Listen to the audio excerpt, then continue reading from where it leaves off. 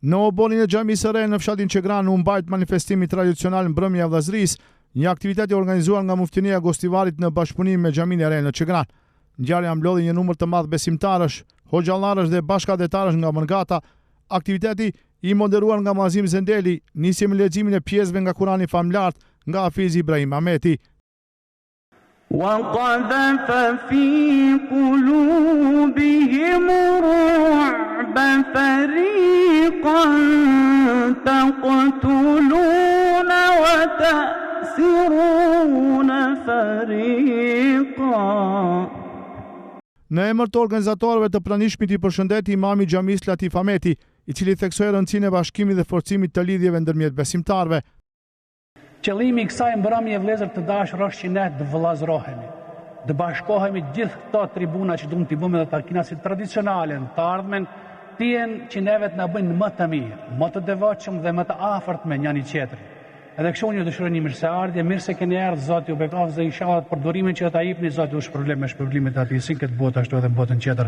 Mbrëmja u pasurua me ilahi të zgjedhura nga magjistër Eliasa Hasani dhe nxënësi i tij Ibrahim Ahmeti, si dhe nga interpretimi i të riut Enwar Aqifi, nxënës i mektebit të xhamisë. Alhamdulillah, alhamdulillah, alhamdulillah, alhamdulillah. Përveçti tjetër nuk ka, la ilaha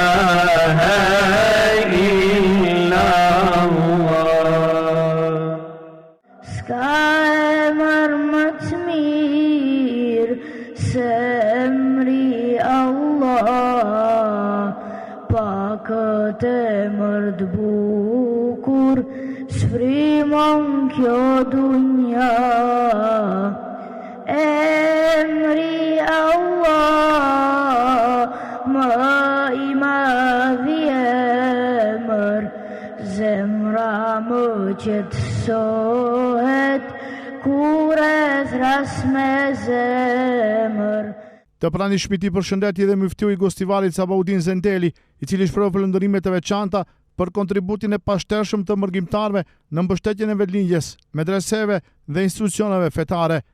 Ato që kanë për familjet e tyre, që për fëmijët e tyre, që në ato të mbjellën dashurinë për Islamin, për vatanin, për atdheun, për kombin dhe për gjithë shka që është në interes për të mbrojtur identitetin tonë.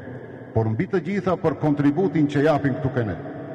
Sidomos duke filluar nga xhamia dhe në projekte të ndryshme humanitare e bamirëse që ndodhin në mesin e xhamatit këtu në Qegran, por edhe më gjerë. Për atë më lejoni që shpreh falënderimet tona edhe për një kontribut të jashtëzakonshëm që jepni për medresen e vajzave në Gostivar, por edhe për gjitha medreset në tërë teritorin, si dhe për Fakultetin e Shkencave Islame dhe për gjithë kontributin që Allahu Gjelleshanuhu inshallah të shton bereqetin familje. I madhi Zot juve të shton bereqetin në pasuri, në fëmijët tuaj dhe inshallah gjithmonë Allahu fuqiplot na bashkon ashtu si që jemi të bashkuar sonte. Në fokus të ligjeratës e imamin nga Hamburgu i Gjermanisë, magjistër Ensar Sinani, ishte koncepti i vëllëzërisë islame dhe rëndësia e drejtësisë ndaj njëri tjetrit. Al-muslimu akhul muslim. Muslimani është vëlla i muslimanit. Dhe pejgamberi sallallahu alaihi wasallam karakterizohej gjithmonë nga thjeshtësia e thënieve të tij. Ai thoshte fjalët më të mëdha, po pa pasur nevojë të flas gjatë e pa pasur nevojë të komplikojë gjërat. I thoshte thjesht dhe shumë qartë. Po çdo të thotë ja Resulullah që jemi vëllezër. Ç'të bëjmë se jemi vëllezër me njëri tjetrin? La yadhlimu. Nuk i bën pa drejtësi. Dhe ja hapi parë. Dhe ja amaneti dhe porosia e parë nga pejgamberi sallallahu alaihi wasallam që unë dua sot të ndaj me të gjithë ne, edhe me ata të gurbetit, edhe me ata të vatanit. La yadhlimuhu. Vëllai vëllas, vëllai të vet, nuk i bën pa drejtësi. Të mundohemi në maksimumin e njerëzishmërisë son të jemi të drejtë me njëri tjetrin. Ajo që na mban afër e që na ruan vëllazërinë është drejtësia me njëri tjetrin.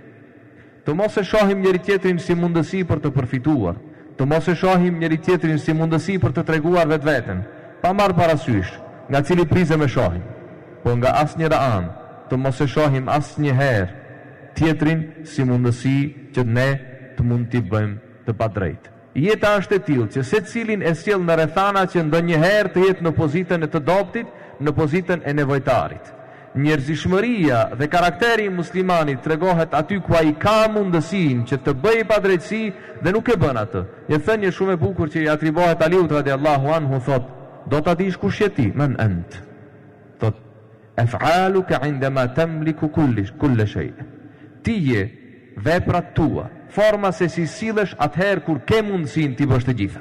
Atëherë tregohesh kush je ti, edhe kur wa sabruka 'indama la tamliku shay'. Edhe durimi dhe sabri që ti e bën kur s'ke asgjë. I pranishëm në këtë ngjarje ishte edhe kreu i Basisë Fetare Islame Shaqir Fetaj, i cili lartësoi rolin e dhe dashurisë dhe e krahasoi sakrificën e mërgjimtarëve me hijretin e profetit Muhammed a.s. Vëllezër e miq të dash, bashkëdhetar të nderuar,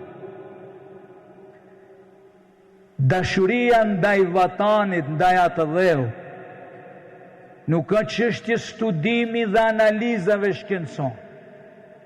I madhi Zot nuk ja ka lënë analizave ata duash atë dheun apo jo.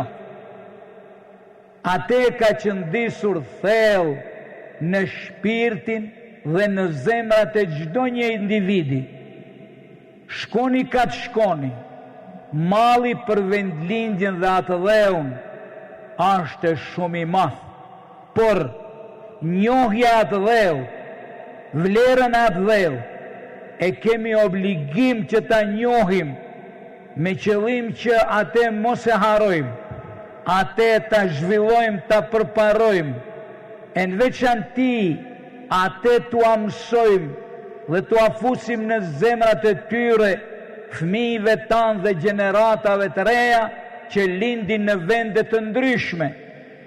Tu tregojmë se ky vend është vend i rënjve të tyre kudo që të shkojnë, sado që të studiojnë, sado që të aktivizohen në shoqëritë e ndryshme, ata gjithmonë do ta kenë obligim të thonë: po jemi të këtij vendi, jemi rrit këtë vend, ama prindërit e mi, stërgjyshit e mi, kastragjyshit e mi, i takojnë një vendi ku e kanë mbrojt me shekuj, e kanë mbrojt me djersën e tyre, me punën e tyre, me pasurinë e tyre, me mundin e tyre dhe me jetën e tyre. Andaj nuk guxojmë të harojmë. Do të veprojmë si Muhamedi alayhis salam, që shkoi në Medinë, formoi shtetin atje, formoi rregullat të zhvillimit, ama thoshte: një ditë kam synimin kryesor që të kthehem në tokën time që e dua më shumë, e që quhet Mekka, dhe më në fund të kthy dhe dha kontributin e tij për çlirimin dhe zhvillimin e Mekës, dhe sot është qendra më e fuqishme në botë, jo vetëm për muslimanët, por të gjithë botën. Andaj, hijreti sado që lëvizim nga rrethana të ndryshme, mos e harojmë asnjëherë vendin ku kanë qenë stërgjyshrit, baballarët dhe prindërit tanë, e që quhet ky vend dhe ky atdhe që ne e kemi. Manifestimi u përmbyll në një atmosferë të ngrohtë vëllazërore, me zotimin se takime të tilla do të vazhdojnë të jenë traditë e përbashkët edhe në të ardhmen.